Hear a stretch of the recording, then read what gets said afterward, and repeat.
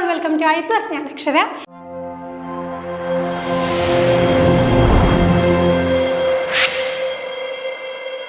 ഇന്ന് നമ്മൾക്ക് കേറ്റഡ് category 3 English എക്സാമിന് സ്ഥിരമായിട്ട് റിപ്പീറ്റ് ചെയ്ത് പരീക്ഷ പേപ്പറിൽ വരുന്ന കുറച്ച് ടേംസ് ഉണ്ട്.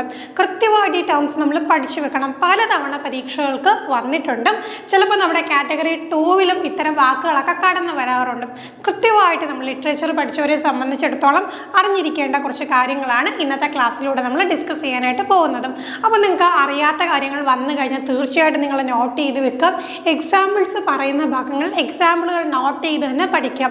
നിങ്ങൾക്ക് കുറച്ചും കൂടെ റിലേറ്റ് ചെയ്യാൻ പറ്റുന്ന മറ്റ് എക്സാമ്പിൾസ് ഉണ്ടെങ്കിലും അതുമായിട്ട് കണക്ട് ചെയ്ത് വെച്ചാലും മതി. പരീക്ഷാ പേപ്പറിൽ ഇത്തരം ടേംസ് പ്രത്യക്ഷപ്പെട്ട് കഴിഞ്ഞാൽ ഒരു ഡൗട്ടും കൂടാതെ നിങ്ങൾക്ക് തീർച്ചയായിട്ടും അവിടെ മാർക്ക് സ്കോർ ചെയ്യാൻ പറ്റുന്ന വിധത്തിൽ നിങ്ങൾ കൃത്യമായിട്ട് പഠിക്കുക. അപ്പോൾ നമുക്ക് ആദ്യത്തെ ടേമിലേക്ക് കിടക്കാം. അലഗറി. നമ്മൾ പലപ്പോഴും ലിറ്ററേച്ചർ പഠിക്കുന്ന സമയത്ത് ഇതൊരു അലഗറിക്കൽ വർക്കാണ് എന്ന് പറഞ്ഞുകൊണ്ട് പല വർക്ക്സിനെ കുറിച്ചും പറയാറുണ്ട്. ഏറ്റവും ബെസ്റ്റ് എക്സാമ്പിൾ നമുക്ക് ജോർജ് ഓർവെലിൻ്റെ ആനിമൽസ് ഫാം തന്നെ അതിൻ്റെ ഒരു നല്ല ഉദാഹരണമാണ്. അപ്പോൾ എന്താണ് ഈ അലഗറി എന്ന് പറയുന്നത്? An allegory is a narrative or story where the characters, events and settings are used to represent abstract qualities or concepts. അപ്പോൾ നമ്മൾ ഈ ഒരു അലഗറിക്കൽ വർക്ക് നമ്മൾ എടുത്തു കഴിഞ്ഞാൽ ഒരു നരേറ്റീവ് ആകാം, അല്ലെങ്കിൽ ഒരു സ്റ്റോറി ആകാം. അവിടുത്തെ ക്യാരക്ടേഴ്സിനെ നോക്കിയാലും ഈവൻസ് നോക്കിയാലും സെറ്റിംഗ് നോക്കിയാലും ശരിക്കും അത് റെപ്രസെൻ്റ് ചെയ്യുന്ന മറ്റെന്തിനെങ്കിലും ആയിരിക്കും.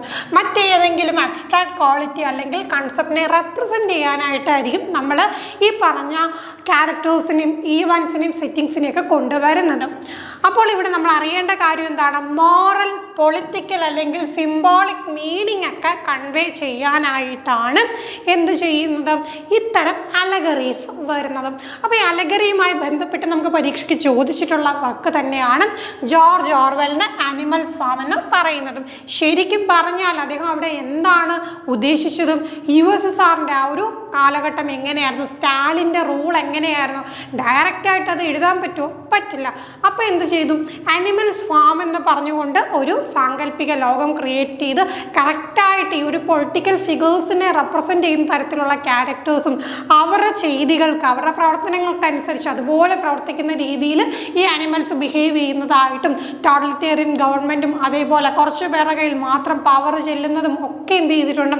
വളരെ വിദഗ്ധമായിട്ട് റെപ്രസെൻ്റ് ചെയ്തിട്ടുണ്ട്. അങ്ങനെയുള്ളൊരു വർക്കാണ് ജോർജ് ഓർവെലിൻ്റെ ആനിമൽസ് ഫാം എന്ന് പറയുന്നത്. ചിലപ്പോൾ ചോദിക്കാം ഈ ഒരു വർക്ക് വന്നിട്ട് ഏത് കാറ്റഗറിയിൽ പെടുന്നതാണ്, അല്ലെങ്കിൽ ഈ കൂട്ടത്തിൽ അലഗറി ഏതാണ് എന്നൊക്കെയുള്ള ചോദ്യങ്ങൾ വന്നേക്കാം. മറ്റൊരു എക്സാമ്പിളാണ് ജോൺ ബെനിയൻ്റെ പിൽഗ്രിംസ് പ്രോഗ്രസ്. പിൽഗ്രിംസ് പ്രോഗ്രസ് എന്നുള്ള വർക്ക് നമുക്കറിയാം. അവിടെ എന്താണ്? മോറൽ ആയിട്ടുള്ള മീനിങ് ഒക്കെയാണ് കൺവേ ചെയ്യുന്നത് അല്ലേ. അപ്പോൾ ആ ഒരു വർക്ക് നമുക്ക് പരീക്ഷകൾക്കൊക്കെ ചോദിക്കാറുള്ളതാണ്. അപ്പോൾ കൃത്യമായിട്ട് നിങ്ങൾക്ക് മനസ്സിലായല്ലോ. ഇനി അലഗറി എന്താണെന്ന് കേട്ട് കഴിഞ്ഞാൽ കൃത്യമായിട്ട് നമുക്കത് പറഞ്ഞു കൊടുക്കാനായിട്ട് കഴിയുമല്ലോ. അടുത്ത ടൈമിലേക്ക് കിടക്കാം. അടുത്തത് അലിട്രേഷൻ ആണ്. അലിട്രേഷൻ നമ്മൾ എവിടെയാണ് കേട്ടുള്ളത്? പോയട്രിയിലാണ് അല്ലേ. പോമൊക്കെ പഠിക്കുന്ന സമയത്താണ് നമ്മൾ ഈ ഒരു ടേം കേട്ടിട്ടുള്ളത്. അപ്പോൾ എന്താണ് അലിട്രേഷൻ? അപ്പോൾ അലിട്രേഷൻ എന്താണെന്ന് അറിയുന്നതിന് മുമ്പ് നമ്മൾ അറിയേണ്ട ഒരു കാര്യമാണ്, നമ്മൾ ഈ ഒരു പോം പഠിക്കുന്ന സമയത്ത് അതിൽ പോയറ്റിക് ഡിവൈസസ് നമ്മൾ നോക്കാറുണ്ടല്ലേ. എങ്ങനെയാണ് നമ്മൾ ആഭരണങ്ങളൊക്കെ ധരിച്ചുകൊണ്ട് നമ്മൾ കുറച്ചും കൂടെ നമ്മുടെ ഒരു ബ്യൂട്ടിയെ എൻഹാൻസ് ചെയ്യുന്നത്, അതുപോലെ പോയട്രിയുടെ ഒരു ബ്യൂട്ടിയെ എൻഹാൻസ് ചെയ്യാനായിട്ട് ഉപയോഗിക്കുന്ന ഡിവൈസസ് ആണ് പോയറ്റിക് ഡിവൈസസ് എന്ന് പറയുന്നത്. അപ്പോൾ ആ കൂട്ടത്തിൽ വരുന്ന ഒന്നാണ് നമുക്ക് അലിട്രേഷൻ. അപ്പോൾ എന്താണ് അലിട്രേഷൻ? അലിട്രേഷൻ ഒരു പോയറ്റിക് ഡിവൈസ് ആണെന്ന് നമുക്കറിയാം. എന്താണ് അവിടുത്തെ പ്രത്യേകത? Repetition of initial consonant sounds in successive words or friezes. അപ്പം ഇനിഷ്യലായിട്ട് വരുന്ന കൺസണന്റ് സൗണ്ട്സിനെ എന്ത് ചെയ്യുന്നു? അവിടെ അത് റിപ്പീറ്റ് ചെയ്യുന്നു അല്ലേ. അതിൻ്റെ ഒരു റെപ്പറ്റീഷനാണ്. പിന്നീട് വരുന്ന വേർഡ്സ് ആവട്ടെ ഫ്രൈസസ് ആവട്ടെ അവിടെയൊക്കെ എന്ത് ചെയ്യുന്നു? ഇത് റിപ്പീറ്റ് ചെയ്യുന്നു. ഈ ഒരു സൗണ്ട് റിപ്പീറ്റ് ചെയ്യുന്നു. എന്തിനു വേണ്ടിയിട്ടാണ്? റിതം, എംഫസിസ്, മ്യൂസിക്കൽ ഇഫക്ട്സ് ഒക്കെ വരാനായിട്ട്. അപ്പം നമുക്ക് ഈ ഒരു പർട്ടിക്കുലർ പോം അത് റിസൈറ്റ് ചെയ്യുന്ന സമയത്താണെങ്കിലും ഒക്കെ എന്താണ് വളരെ നല്ല രസത്തിൽ റിതവും എംഫസിസും മ്യൂസിക്കൽ ഇഫക്റ്റും ഒക്കെ വരാൻ വേണ്ടിയിട്ടാണ്. അപ്പോൾ ഒരു എക്സാമ്പിൾ ഇവിടെ കൊടുത്തിട്ടുണ്ട്. Peter Piper picked a peck of pickled peppers. അപ്പോൾ ആ ഒരു പ് സൗണ്ട് അല്ലേ. അപ്പം നമുക്കറിയാം പ് എന്നുള്ള ആ ഒരു കൺസണന്റ് സൗണ്ടാണ് ഇവിടെ എന്ത് ചെയ്തിട്ടുള്ളത്? റിപ്പീറ്റ് ചെയ്ത് വന്നേക്കുന്നത്. അപ്പോൾ ഈ റിപ്പീറ്റ് ചെയ്യുമ്പോൾ കിട്ടുന്ന ഒരു എംഫസിസ് കിട്ടുന്നില്ലേ? ആ ഒരു പ് സൗണ്ടിന് കിട്ടുന്ന ഒരു എംഫസിസ്, അതാണ് ഇവിടെ ഉദ്ദേശിക്കുന്നത്. അപ്പോൾ പല വർക്ക്സ് നമ്മളൊക്കെ നോക്കുമ്പോഴത്തേക്കും നമുക്ക് ഇത്തരം അലിട്രേഷനൊക്കെ ഉപയോഗം കാണാനായിട്ട് സാധിക്കുന്നതാണ്. ടേമാണ് അനാഫോറ. അപ്പോൾ എന്താണ് അനാഫോറ എന്ന് നോക്കാം. അനാഫോറയും ഒരു റിട്ടോറിക്കൽ ഡിവൈസാണ്. നമ്മൾ പോയിട്രിയിലൊക്കെ യൂസ് ചെയ്യാറുള്ള ഒരു റിട്ടോറിക്കൽ ഡിവൈസാണ്. അപ്പോൾ ഇവിടെ എന്താ സംഭവിക്കുന്നതെന്ന് വെച്ച് കഴിഞ്ഞാൽ word or phrase is repeated at the beginning of successive clause or sentences for emphasis. അപ്പോൾ നമുക്കിത് പോയിട്രിയിൽ മാത്രമല്ല അല്ലാതെ നമുക്ക് കാണാൻ കഴിയുന്ന ഒരു സംഗതിയാണ് അനാഫോറ എന്ന് പറയുന്നത്. അപ്പോൾ അനാഫോറ എന്താണ്? വേർഡ് അല്ലെങ്കിൽ ഫ്രേസ് റിപ്പീറ്റ് ചെയ്യും. അപ്പോൾ ഇങ്ങനെ റിപ്പീറ്റ് ചെയ്യുമ്പോഴത്തേക്ക് പിന്നെ വരുന്ന ക്ലോസസ് നോക്കിയാലും പിന്നെ വരുന്ന സെൻറ്റൻസ് നോക്കിയാലും ഒരു വാക്ക് ഒരു ഫ്രേസ് എന്ത് ചെയ്യാം, ഒരു വാക്കാവും ഒരു ഫ്രേസ് ആവും, അത് റിപ്പീറ്റ് ചെയ്ത് വരും. അപ്പോൾ ഇത് എന്തിനു വേണ്ടിയിട്ടാണ്? റിതമിക് ആൻഡ് മെമ്മറബിൾ ഇഫക്റ്റ് ആണ്. അപ്പോൾ ഒരു താളം വരികയും ചെയ്യും, അതോടൊപ്പം തന്നെ നമ്മളത് ഓർത്ത് വെക്കും. നമുക്കൊരു ഫേമസ് എക്സാമ്പിൾ ഉണ്ട്, മാർട്ടിൻ ലൂതർ കിങ് ജൂനിയറിൻ്റെ ഫേമസ് ആയിട്ടുള്ള വർക്ക് ഉണ്ട്. അപ്പോൾ അതിൽ ഐ ഹാവ് എ ഡ്രീം, ഈ ഐ ഹാവ് എ ഡ്രീം നമുക്ക് എല്ലായിടത്തും റിപ്പീറ്റ് ചെയ്യുന്ന കാണും. ബാക്കിയുള്ള വാക്കുകളൊക്കെ നമ്മൾ മറന്നുപോയി കാണും, ബാക്കിയുള്ള വരികളൊക്കെ മറന്നുപോയി കാണും. പക്ഷേ നമുക്ക് ഈ ഒരു സംഗതി ഐ ഹാവ് എ ഡ്രീം എന്നുള്ള സംഗതി തീർച്ചയായിട്ടും ഓർത്തിരിക്കാൻ പറ്റും അല്ലേ.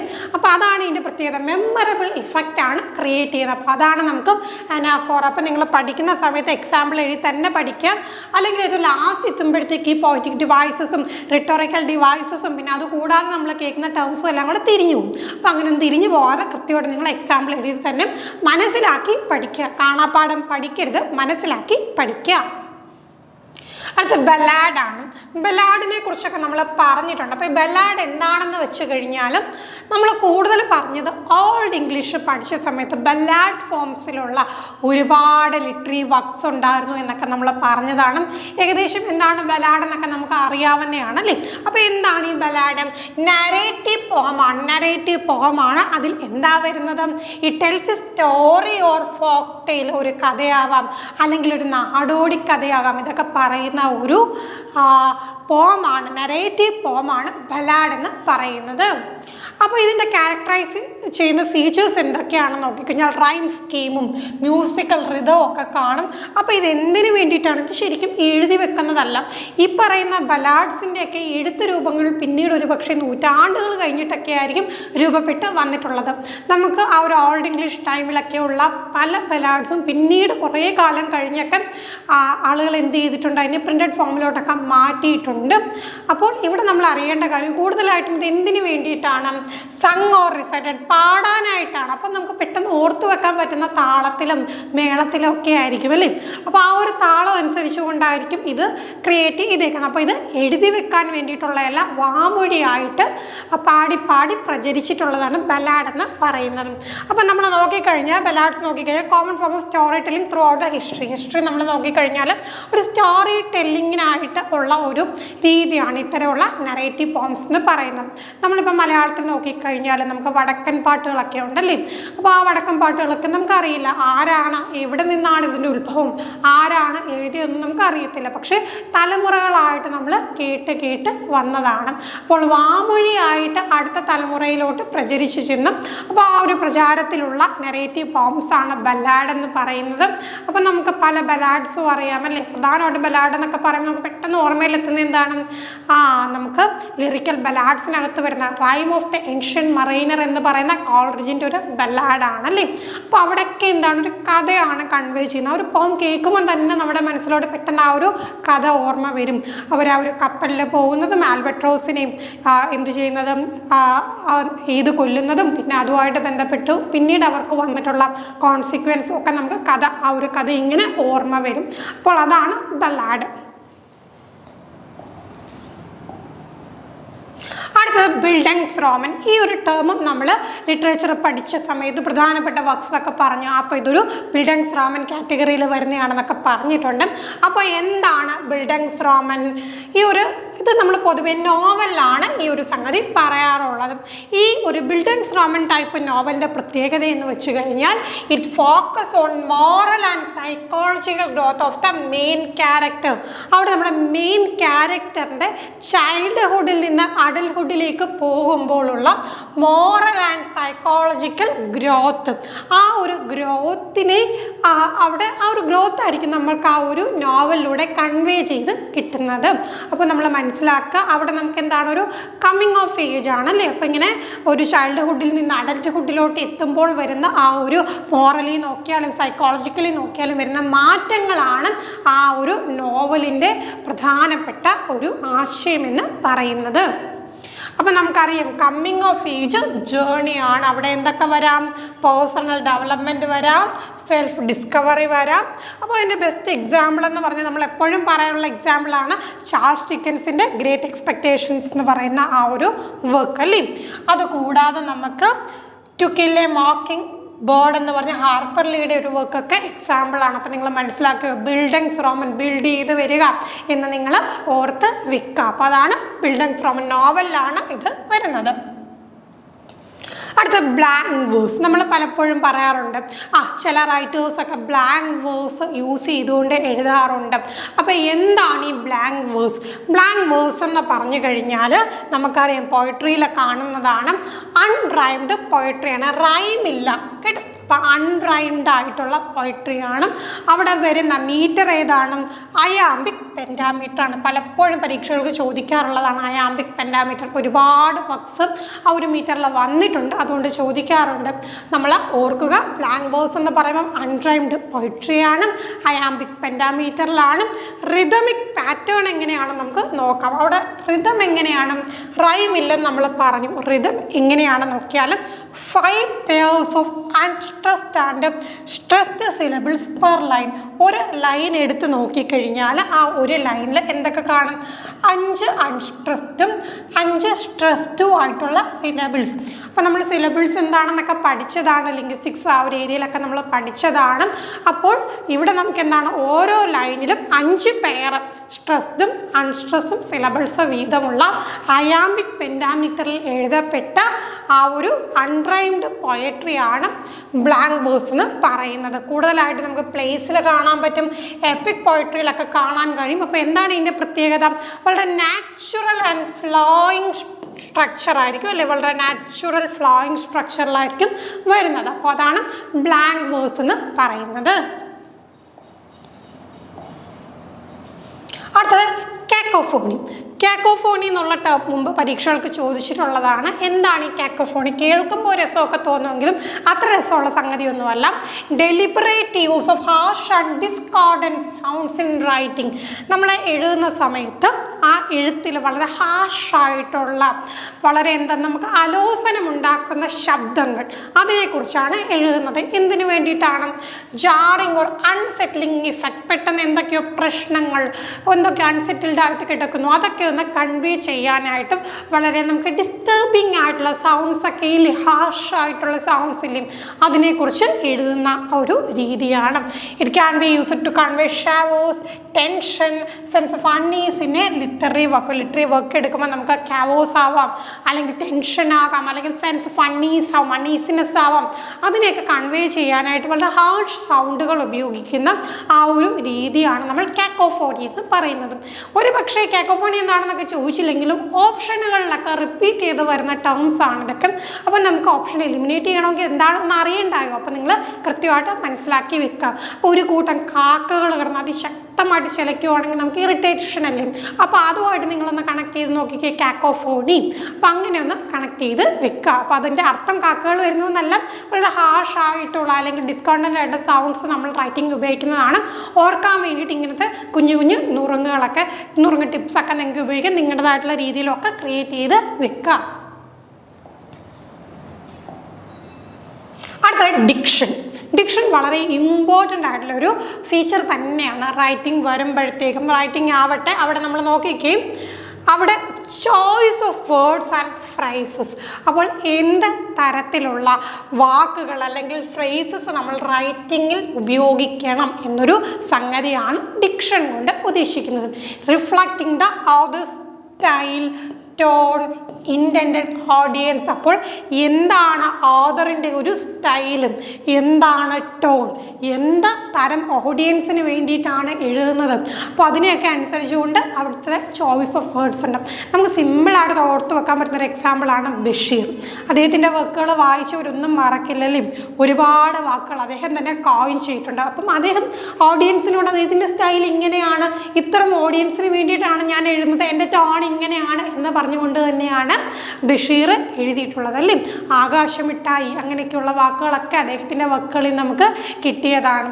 അപ്പം അതാണ് ഒരു ഓഥറിൻ്റെ ഒരു എന്ത് തരം വാക്കുകൾ ചൂസ് ചെയ്യുന്നു എന്നുള്ളതാണ്. കോമഡി ആയിട്ടൊക്കെ പറയാറുണ്ട്. ഒരു ഫിലിമിൽ സുരാജ് വഞ്ഞാറമ്മൂട് പറയുന്നത് നേരം പെരപെരാന്ന് പെലർന്നു എന്തനാണ് പ്രശ്നം എന്നൊക്കെ പറയാറില്ല. അവിടെ ആ ഒരു ഓഥർ യൂസ് ചെയ്ത ഡിക്ഷൻ അങ്ങനെയായിരുന്നു. അങ്ങനെ നിങ്ങൾ ഓർത്ത് വെക്കുക. ഡിഫറെൻറ്റ് ലെവൽസ് ഓഫ് ഡിക്ഷൻ ഉണ്ടല്ലേ. നമുക്കിപ്പോൾ പറയുമ്പോഴത്തേക്ക് ഫോർമൽ ആയിട്ടുള്ള ഡിക്ഷനുണ്ട്, ഇൻഫോർമൽ ആയിട്ടുള്ളതുണ്ട്, കൊളോക്കിയൽ പ്രാദേശികം. നമ്മൾ ഇപ്പോൾ പറഞ്ഞൊക്കെ എന്താണ് പ്രാദേശികമായിട്ടുള്ള വകഭേദങ്ങളാണ് നമ്മൾ പറഞ്ഞത്. 6 മലയാളിക്ക് 100 മലയാളം എന്നാണ് പറയുന്നത്. ഇപ്പോൾ മലയാളത്തിൻ്റെ കാര്യം വരുമ്പോഴത്തേക്കും പല സ്ഥലങ്ങളിലും പല രീതിയിലൊക്കെയാണ് എടുത്തത്. നമ്മളിപ്പോൾ മലയാളം റൈറ്റേഴ്സിനെ വെച്ച് പറയുന്നത് പെട്ടെന്ന് ഓർക്കാൻ വേണ്ടിയിട്ടാണ്. അപ്പോൾ ഡിക്ഷൻ എന്ന് വെച്ചാൽ എന്താണ്, വേർഡിന് ചോയ്സ് ആണ്. അപ്പോൾ ഓവറോൾ ടോൺ അല്ലെങ്കിൽ അറ്റ്മോസ്ഫിയർ എന്താണ് ഒരു പീസിൻ്റെ ഓറൽ ടോൺ, അല്ലെങ്കിൽ വളരെ എന്തെങ്കിലും ഫോർമലായിട്ട് പറയേണ്ട കാര്യമാണെങ്കിൽ നമ്മൾ ഒരിക്കലും അവിടെ ഇൻഫോർമൽ അല്ലെങ്കിൽ കൊളോക്കിയൽ വാക്കുകൾ ചൂസ് ചെയ്യില്ല. അതാണ് ഡിക്ഷൻ എന്ന് പറയുന്നത്. അവിടെ ഡ്രമാറ്റിക് ഐറണി എന്താണെന്ന് വെച്ച് കഴിഞ്ഞാൽ നമുക്ക് നാടകങ്ങൾ നമുക്ക് കാണുന്ന ഒരു സംഗതിയാണ് ഡ്രമാറ്റിക് ഐറണി എന്ന് പറയുന്നതും. അവിടെ audience possess the information that the characters in the story do not. ഇവിടെ പ്രത്യേകത എന്ന് വെച്ചാൽ എന്തൊക്കെയോ ഒരു സംഭവങ്ങൾ നടക്കുന്നുണ്ട്, അപ്പം നമുക്കറിയാം ഇന്നതാണ് സംഭവം എന്ന് നമുക്കറിയാം, പക്ഷേ സ്റ്റേജിൽ നിൽക്കുന്ന ക്യാരക്ടേഴ്സിന് അറിയില്ല. അതറിയാതെ ആയിരിക്കും അവർ പല പ്രവർത്തികൾ ചെയ്തു കൂട്ടുന്നതും.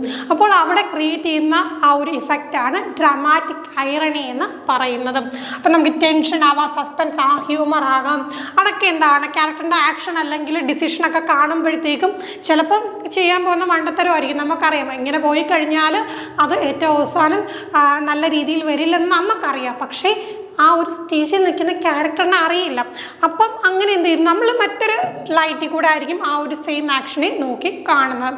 അതാണ് ഡ്രാമാറ്റിക് ഐറണി. സിമ്പിളായിട്ട് ഓർത്ത് വെക്കാനായിട്ട് കുറേ മലയാള സീരിയലുകളിൽ നമ്മൾ പലപ്പോഴും ട്രോളുകളിലൊക്കെ കാണാറുണ്ടല്ലേ, അമ്മ ആരാണെന്ന് ഇന്നാൾക്ക് അറിയത്തില്ല, അച്ഛൻ ആരാണെന്ന് അറിയത്തില്ല, അച്ഛന് മകളെ അറിയത്തില്ല, അമ്മയ്ക്ക് മകളെ അറിയില്ല, അങ്ങനെയൊക്കെ. പക്ഷേ ഈ സീരിയൽ കണ്ടുകൊണ്ടിരിക്കുന്ന നമുക്കിതെല്ലാം അറിയാം. അപ്പോൾ ഇവർ ഇന്ന് തമ്മിൽ അറിയാതെ ചെയ്യുന്ന കുറേ ആക്ഷൻസ് ഒക്കെ കാണുമല്ലോ.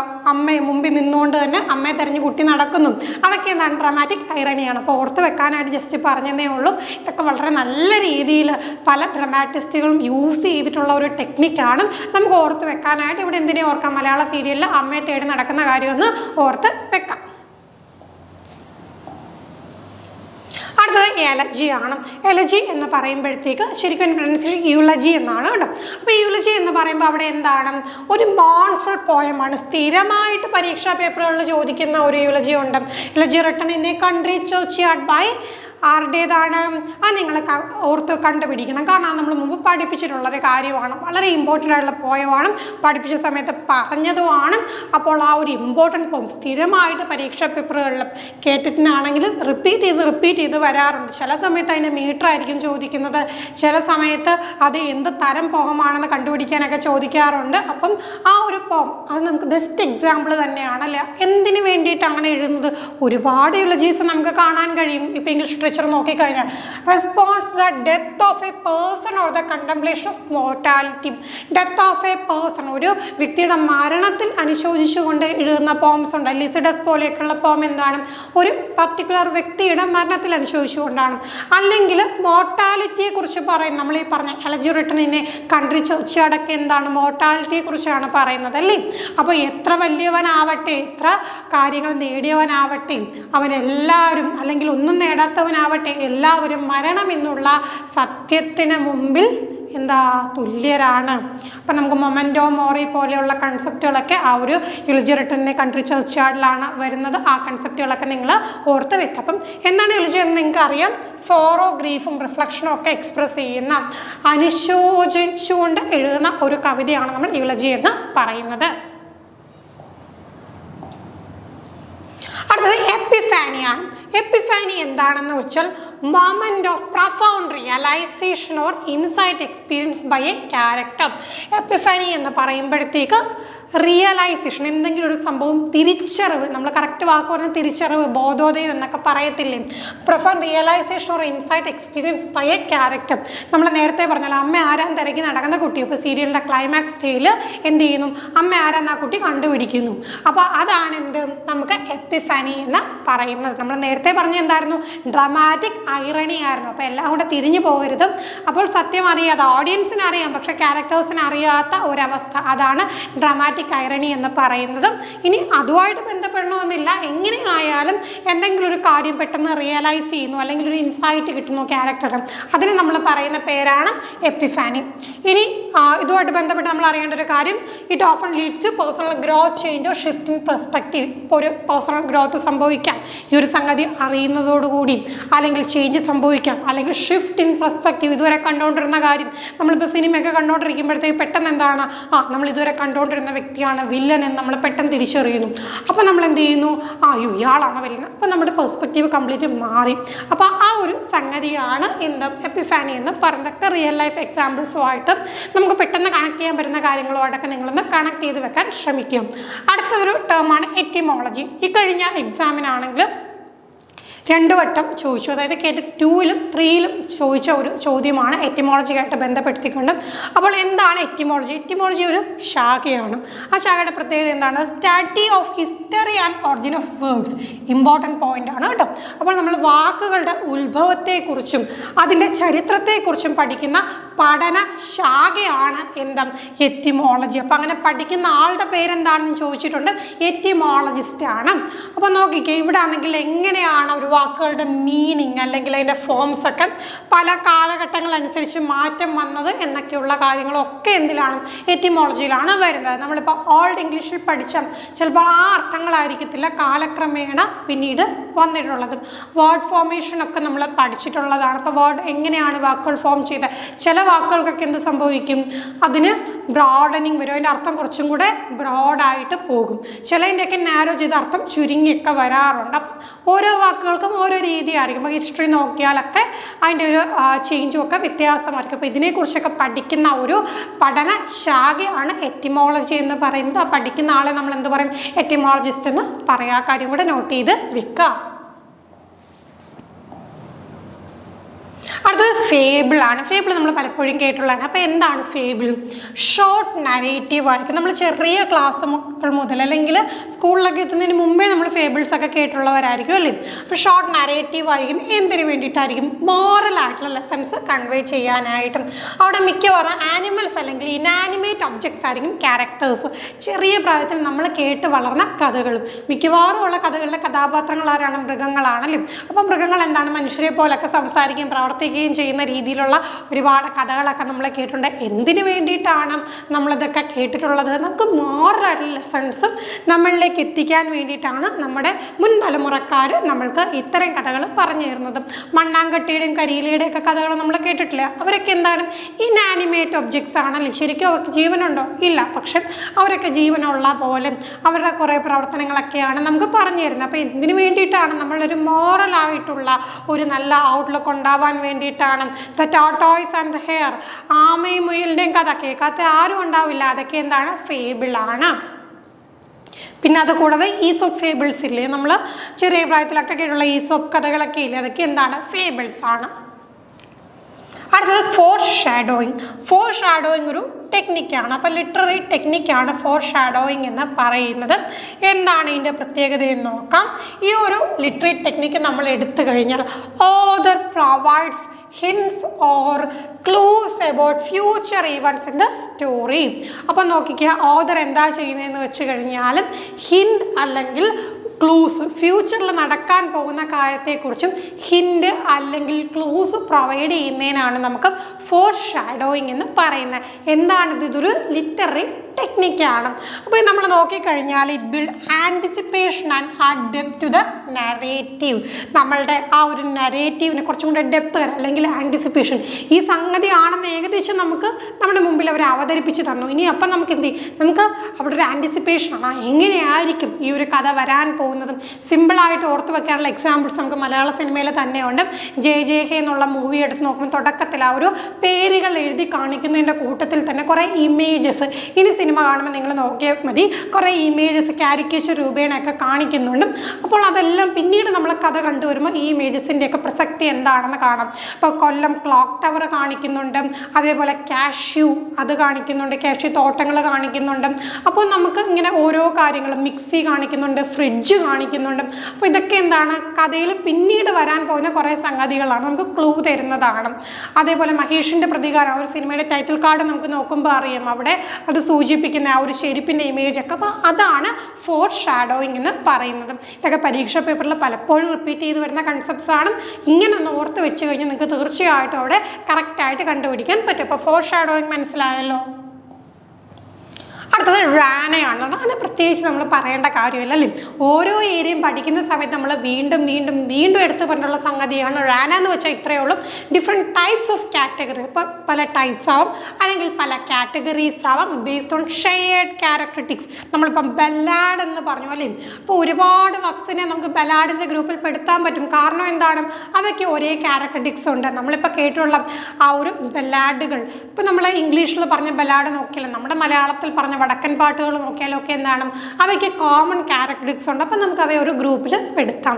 നമ്മൾ അതേപോലെ ഫിലിം എടുത്താലും ലിറ്ററേച്ചർ എടുത്താലും ഒക്കെ നമുക്ക് എന്ത് ചെയ്യും, ഒരേ ക്യാരക്ടറിസ്റ്റിക്സ് ഉള്ള ആ ഒരു വർക്സിനെ എല്ലാം കൂടെ നമ്മൾ ഒരേ ഗ്രൂപ്പിൽ പെടുത്തും. അതിനെയാണ് നമ്മളൊരു റാന എന്ന് പറയുന്നത്. അപ്പോൾ നമുക്ക് പോയിട്രി നോക്കാം, ഡ്രാമ, ഫിക്ഷൻ, നോൺ ഫിക്ഷൻ എല്ലാം നോക്കിയാലും അതിനകത്ത് എന്താണ്, റാനാസും കാണും, അതിനുള്ളിൽ തന്നെ സബ് റാനാസും കാണും. നെക്സ്റ്റ് ഹ്യൂബ്രീസ് ആണ്. ഹ്യൂബ്രീസ് ഇതിനു മുമ്പും പരീക്ഷയ്ക്ക് ചോദിച്ചിട്ടുള്ള ഒരു ചോദ്യമായിരുന്നു. ഷേക്സ്പിയറിൻ്റെ വർക്കുമായിട്ട് ബന്ധപ്പെടുത്തിക്കൊണ്ടാണ് ഹ്യൂബ്രീസ് എന്ന് പറയുന്ന കൺസെപ്റ്റ് ചോദിച്ചിട്ടുള്ളത്. എന്താണ് ഹ്യൂബ്രീസ്?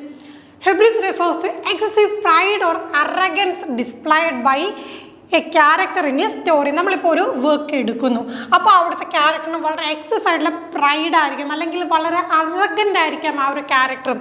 അപ്പോൾ ആ ഒരു സ്വഭാവത്തെയാണ് നമ്മൾ എന്ത് പറഞ്ഞ ഹ്യൂബ്രീസ് എന്നാണ് പറയുന്നത്. ഇതിനു മുമ്പ് ഷേക്സ്പിയറിൻ്റെ വർക്ക് വെച്ചുകൊണ്ടാണ് ചോദിച്ചിട്ടുള്ളത്. നമുക്കിപ്പം ഒതല്ലോ, ഹാംലെറ്റ് പോലെയൊക്കെയുള്ള കഥാപാത്രങ്ങളെ തന്നുകൊണ്ട് ചോദിക്കാറുണ്ട്. പിന്നെ അവരുമായിട്ട് ബന്ധപ്പെട്ട ട്രാജിക് ഫ്ലോ ചോദിക്കാറുണ്ട്. അതുകൊണ്ട് ആ ഒരു കാര്യം ഒന്ന് ഓർത്ത് വെച്ച് നിങ്ങൾ പഠിക്കാം. This often leads to their downfall. അപ്പോൾ ഈ ഒരു പെർട്ടിക്കുലർ സ്വഭാവമാണ്, ഇപ്പം നമ്മൾ കിങ് ലെയർ ഒക്കെ എടുത്തു കഴിഞ്ഞാലൊക്കെ എന്താണ്, ഈ ഒരു പെർട്ടിക്കുലർ സ്വഭാവമായിരിക്കും ആ ഒരു ക്യാരക്ടറിൻ്റെ പതനത്തിന് ആധാരമാകുന്നത്. ആ ഒരു പർട്ടിക്കുലർ ആയിട്ടുള്ള ആ ഒരു ഫീച്ചറായിരിക്കും ആ ഒരു വ്യക്തിയുടെ ഡൗൺഫാളിൽ. അപ്പോൾ ഈ ഓവർ എസ്റ്റിമേഷൻ ആയിരിക്കും ചില സമയത്ത്. എന്താണ്, അവരുടെ എബിലിറ്റീസിനെ കുറിച്ചുള്ള ഓവർ എസ്റ്റിമേഷനൊക്കെ കാണാം അല്ലേ. നമ്മളിപ്പം ഹാംലെറ്റ് നോക്കിയാൽ ഹാംലെറ്റ് എപ്പോഴും എന്താണ് പ്രോക്രാസ്റ്റിനേറ്റ് ചെയ്ത് വെക്കുമെങ്കിലും പുള്ളി എന്താണ്, കുഴപ്പമില്ല, കുറച്ച് നീട്ടി വെച്ചാലും കൊല്ലാം എന്ന് മനസ്സിൽ വിചാരിച്ച് നോക്കും. ഏറ്റവും അവസാനം എന്ത് സംഭവിച്ചു, ഒടുക്ക ഹാംലെറ്റിൻ്റെ അന്ത്യം തന്നെയാണ് നടന്നത്. അപ്പോൾ നമ്മൾ ഷേക്സ്പിയറിൻ്റെ ക്യാരക്ടേഴ്സുമായിട്ട് ബന്ധപ്പെട്ട് നമ്മൾ ട്രാജിക് ഫ്ലോയും അതോടൊപ്പം തന്നെ ഹ്യൂബ്രീസ് എന്നുള്ള ആ ഒരു കാര്യം കൂടെ ഓർത്ത് വെക്കണം. ആ പർട്ടിക്കുലർ ട്രീറ്റ് ആയിരിക്കും ഒടുവിൽ ആ ഒരു ക്യാരക്ടറിൻ്റെ പതനത്തിന് കാരണമായി തീരുന്നത്. ബാക്കി ടേംസ് നമുക്ക് അടുത്ത ക്ലാസ്സിലൂടെ ഡിസ്കസ് ചെയ്യാം. Thank you.